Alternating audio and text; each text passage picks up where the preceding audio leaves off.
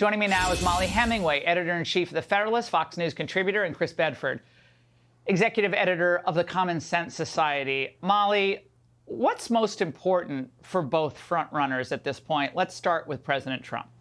Yeah, I like the advice that you gave. I think President Trump has the advantage of having so many Republican voters who don't just like him, they love him. They loved the policies that he did when he was president. But they are genuinely concerned about whether or not he can win, and he needs to make that case that he can win. He should talk about the coalition that he's building, why he has the ability to put together the best coalition, what his successes were during his first term as president, and just really address that issue, that concern that many Republicans have.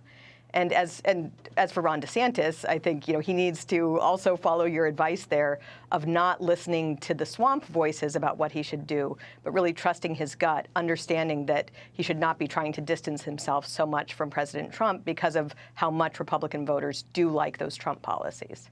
Well, and Chris, to Mollie's point, and then I'm going to get to a statement Trump made today, but to Mollie's point on DeSantis, I didn't see the entire interview, but I do know that when he talked about Putin today, he said, yeah, I think he is guilty of war crimes. And, I'm not saying that's a bad thing to say at all, but it does kind of begin to shift him over toward the GOP establishment, especially given what Xi and Putin just pulled off with their meeting and a new meeting scheduled in Beijing.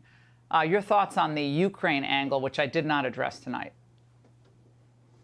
Well, it's unless you can explain the difference between somebody committing war crimes and the just interests of the United States.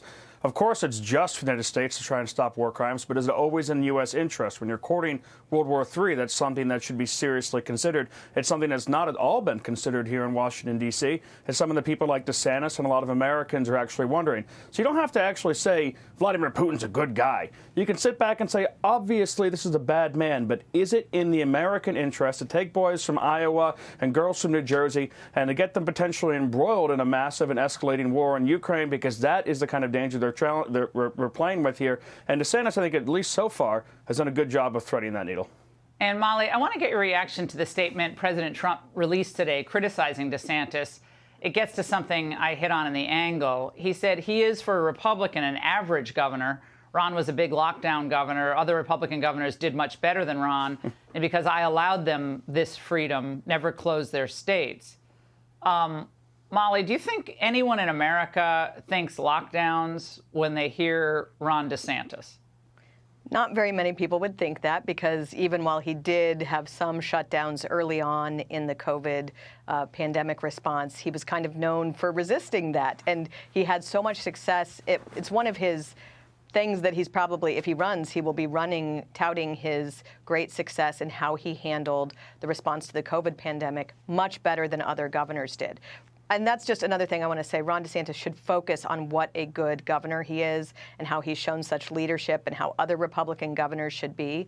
But he should not backtrack. He had some good statements on the Ukraine war that matched with what the average Republican voter and even average American really thinks about the Biden-McConnell foreign policy that we are being subjected to right now. When he kind of catered to that Beltway establishment swamp mindset, I think that worries a lot of people that he won't have the courage of his convictions to stay strong. I mean, he's been pretty nuanced in both ways, so we'll see how it goes. But he does need to show courage under fire from how the Beltway establishment is going to react to him not adopting the failed foreign policy that they have been pushing for decades.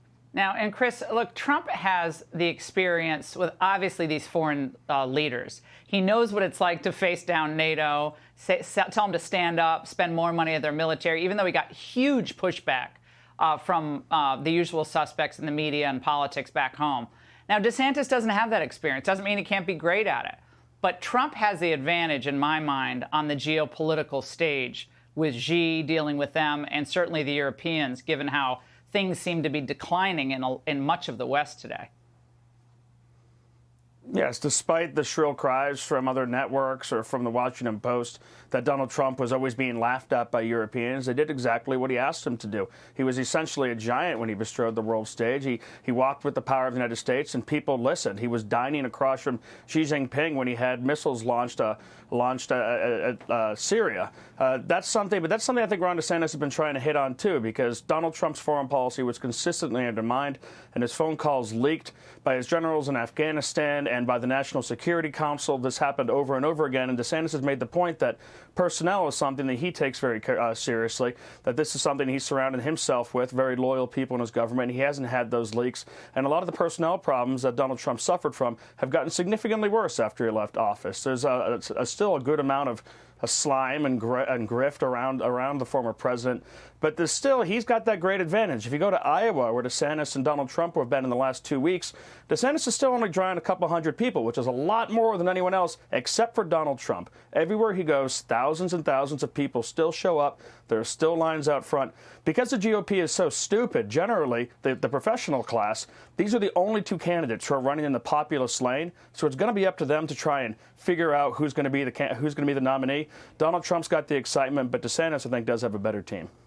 Molly and Chris, great to see both of you. Hey, Sean Hannity here. Hey, click here to subscribe to Fox News YouTube page and catch our hottest interviews and most compelling analysis. You will not get it anywhere else.